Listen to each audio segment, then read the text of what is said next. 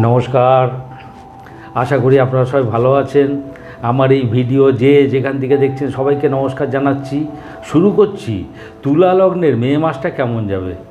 এবার তুলা লগ্ন নিয়ে আলোচনা করতে গেলে প্রথমেই যার কথা বলতে হচ্ছে তিনি হচ্ছেন বৃহস্পতি। উনি 1 মেতে বৃষে অর্থাৎ তুলা লগ্নের অষ্টমে চলে আসছেন। বৃহস্পতি হলো তৃতীয়পতি এবং ষষ্ঠপতি, ওই দুই ঘরের মালিক গিয়ে চলে এলো অষ্টমে।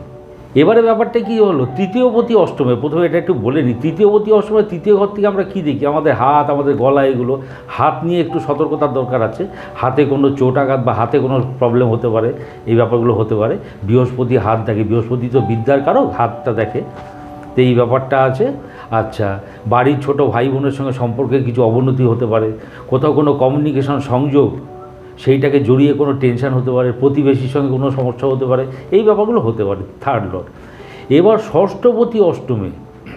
ষষ্ঠপতি অষ্টমে মানে কি? ষষ্ঠপতি অষ্টমে মানে ষষ্ঠ ঘর থেকে অবস্ট্রাকশন, বাধা, বিপত্তি, এগুলো আমরা দেখি। অষ্টম ঘরটা হলো বিনাশ। তাহলে কি হলো, বৃহস্পতি যে গিয়ে বৃষে গিয়ে ঢুকলো অষ্টম ঘরে, আপনার অবস্ট্রাকশান, আপনার ঝামেলা ঝঞ্ঝাট, বাধা বিপত্তি, ওগুলো বিনাশগত হবে। এটা অসাধারণ ব্যাপার। এটা 12 বছর বাদে বৃহস্পতি আবার এই ঘরে এসছে, এটাকে বলে বিপরীত রাজযোগ। এর আগে অনেকবার বলেছি এই নিয়ে কথা। আর বৃহস্পতি যেহেতু স্লো প্ল্যানেট, এক বছরে একটা করে ঘর ঘোরে, এফেক্টটা অনেক বেশি জোরদার হবে। এবার বৃহস্পতি নিয়ে আলোচনা করতে গেলে এখানে মঙ্গলকে টানতে হচ্ছে, কেননা এখন ষষ্ঠ ঘরে কী আছে, এখন কোন ঝামেলাগুলো কাটাবে।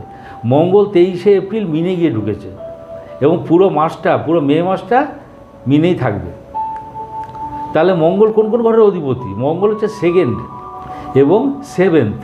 সেকেন্ড হাউস থেকে কি আমাদের খাদ্য, আমাদের বাক্যাভাস, এগুলো আমরা দেখি, আমাদের অ্যাসেট সঞ্চয়, এগুলো দেখি, এইসব দেখি সেকেন্ড হাউস থেকে। আমাদের আত্মীয় কুটুম্ব দেখি।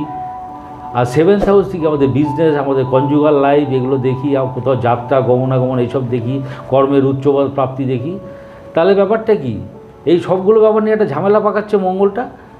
তো কী দাঁড়াচ্ছে ব্যাপারটা? সেকেন্ড লর্ড ষষ্ঠে মানে কি, কথাবার্তা, বাক্য প্রয়োগ, সেই নিয়ে কোনো বিরুদ্ধ পরিবেশ তৈরি হতে পারে। কথাবার্তা সাবধানে বলতে হবে। খাদ্য খাবার, এইসব ব্যাপার নিয়ে সমস্যা হতে পারে। দাঁতের সমস্যা, মঙ্গলের বৃশ্চিকটা হলো দংশন, ভাঙা চোরা, কাটা ছেঁড়া, যেগুলো দাঁত দিয়ে আমরা যেগুলো করি, দাঁতের কোনো সমস্যা হতে পারে, এগুলো হতে পারে।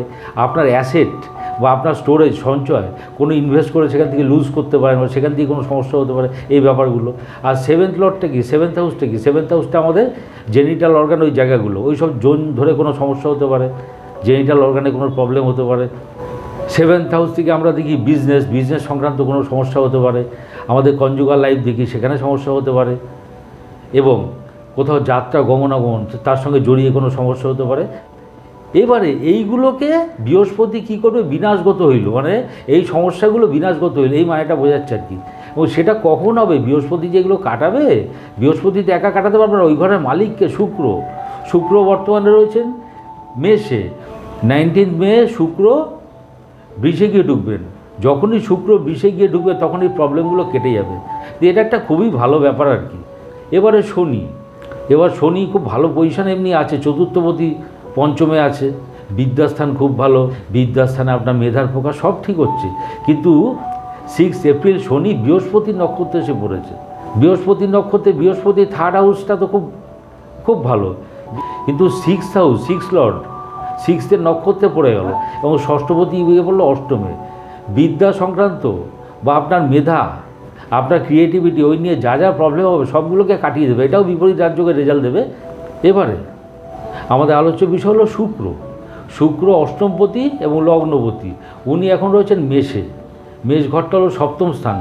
লগ্নপতি সপ্তম মানে কোথাও যাত্রা, গমনাগমন, এগুলো সব বোঝাচ্ছে।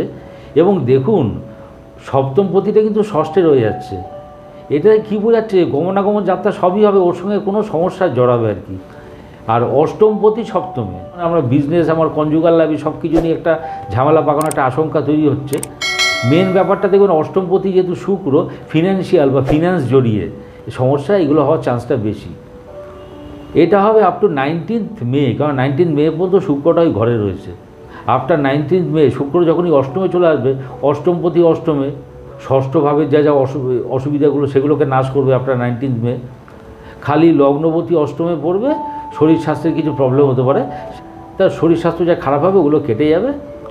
এবারে রবি তুলা লগ্নে 11th লর্ড আমাদের প্রাপ্তির লর্ড, গেইন, আমাদের অ্যাচিভমেন্ট, এগুলো দেখে। বাড়ি বড় দাদা দিদি এসব দেখে। 11th লর্ড বর্তমানে রয়েছেন মেষে, 14ই মে পর্যন্ত মেষে থাকবেন। গমনাগমন, কোথাও যাত্রা এবং ওখান থেকে কিছু গেইন করা, কনজুগাল লাইফ খুব ভালো যাবে, বিজনেস থেকে গেইন করা, বিজনেস গেইন, এইসব ব্যাপারগুলো আসছে। কিন্তু দেখুন সপ্তমপতিটা তো ষষ্ঠে গিয়ে পড়েছে, এই সবগুলোকে জড়িয়ে না কোনো একটা ঝামেলার একটা ব্যাপার চলে আসছে, কিন্তু গেইনগুলো হবে। সবথেকে বড় কথা, কোনো স্বীকৃতি পেতে পারেন। কিন্তু আফটার 14th মে 11th লর্ড চলে এলো অষ্টমে, তখন কিন্তু কিছু কিছু প্রবলেম হবে। তখন দেখবেন বাড়ি বড় দাদা দিদিদের সঙ্গে কোনো সমস্যা হতে পারে, তাদের জন্য আপনার কোনো ড্যামেজ হতে পারে। এটা মানে বোঝায় একাদশপতি অষ্টমে আপনার যথোপযুক্ত গেইন সেটা আপনি নাও পেতে পারেন, এই ব্যাপারগুলো হচ্ছে। কিন্তু যেহেতু অষ্টমপতি অষ্টমে, ওই ঝামেলাগুলোকে কিন্তু কাটিয়ে দেবে। এবারে আমাদের আলোচ্য বিষয় হলো বুধ। বুধটা দেখুন নবমপতি দ্বাদশপতি, নবমপতি ষষ্ঠে মানে কোনো ভাগ্যোদয় বিড়ম্বনা, এরকম একটা মানে বোঝায় আর কি। বুধ হচ্ছে কমিউনিকেশনের কারক, কমিউনিকেশন, কন্ট্যাক্ট, সংযোগ, এগুলো করে ওই সংক্রান্ত কোনো ভাগ্য বিড়ম্বনা আপনার হতে পারে, ফেড ব্যাক নাও করতে পারে, ওখান থেকে হয়তো গেইন করার কথা নাও হতে পারে। এবং দেখুন ওখানে কিন্তু 7th লর্ডটা বসে গেছে, ওর সঙ্গে বসে যাচ্ছে। আপ টু 10th মের কথা বলছি, বুধের যে রিংটা দিচ্ছি, 7th লর্ড থাকার জন্য কী হবে, বিজনেস সংক্রান্ত এবং কোনো রোগ ভোগের জন্য ডাক্তারের কাছে যেতে হতে পারে, এইসব ব্যাপার। কোনো অ্যাসেট সংক্রান্ত সমস্যা বা কোনো আত্মীয় স্বজন একে জড়িয়ে কোনো সমস্যা হতে পারে।